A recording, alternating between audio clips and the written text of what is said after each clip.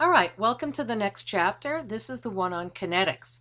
You know nothing about kinetics. And this type of reaction that we're looking at right now is one of the most mysterious reactions. We know very little about how fire works. So this chapter is chemical kinetics, and this is part one of that. And I am Mindy Bedrosian.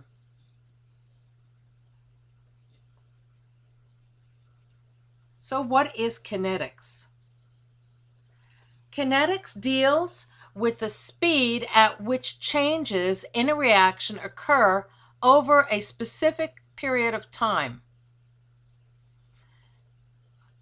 We also look at the quantities of the reactants and the products and their changes in that concentration.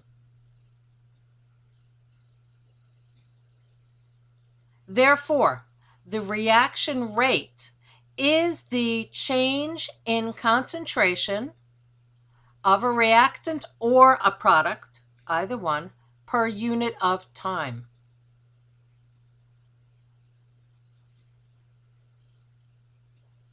So let's take a closer look at that. A reaction won't even occur unless there are two things that must happen for reactants to successfully form products.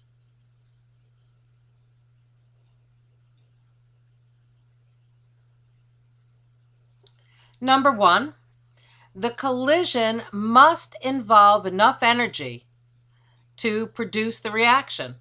It must equal or exceed the activation energy. So you need to have enough energy for this reaction to even occur, for the molecules to collide against each other. And number two is the molecules must be oriented correctly. They can't just bump together any old way. They have to be in a certain formation to allow the formation of new bonds to occur.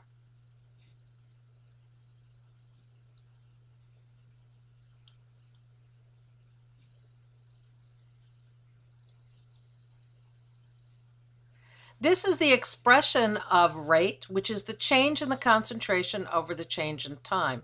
Please note that brackets means concentration. Rate equals the change in the concentration of A, and this can be a reactant or a product, divided by the change in time. That's the simplest expression.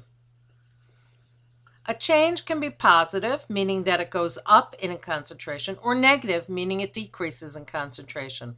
But we usually just define it as a positive number. So let's look at the simplest example, which is the synthesis of water.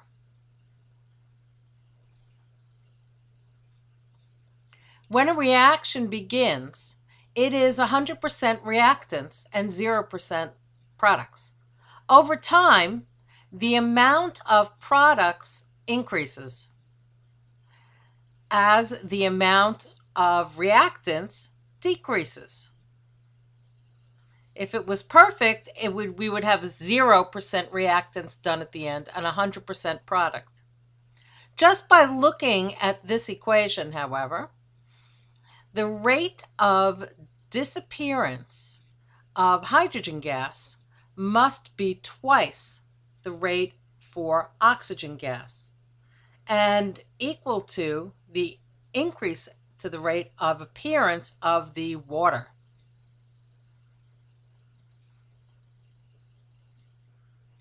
If we look here at concentration versus time, you will see that the reactant decreases as the product increases. This would be a one-to-one relationship for this graph. Now for the synthesis of water, it occurs because the coefficients tell you the relative rates. So it's 2H2 plus O2. So the rate for this is this. The change in hydrogen gas is equal to the change in oxygen equal to the change in H2O. But you will notice that the coefficients have been placed in uh, in the denominator. In general, if we look at an equation like this, with the lowercase being the coefficients, you are going to have a rate looking like this. Please note where the coefficients are.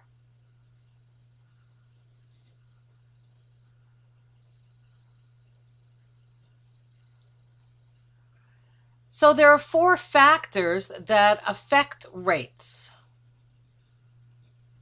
A rate for a reaction. We're going to take a look at all 4. And the first one is physical state. If we look, for example, at surface area, you know if there's more surface area, there's more chance of reactions. It's interesting, as a reactant dissolves, for example, the size decreases continually until it is down to a single molecule.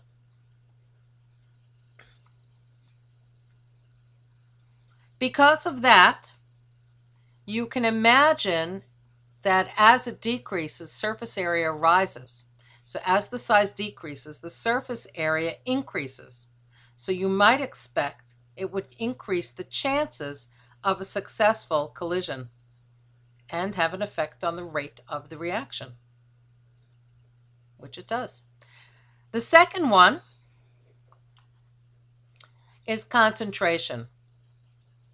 If there is a higher concentration of molecules, then the number of molecules bumping into each other will rise. And this will cause an increase in the reaction rate. And you can see by this picture, the more concentrated it is, the more collisions will occur. For number 3, temperature. The higher the temp, the more energy is being put into the system, the more likely the reactants have enough energy to become products. And number 4 are catalysts. If you remember these catalysts, these do not get consumed and they are not a permanent part of the products. They lower the activation energy. And this also has an effect on the rate of a reaction.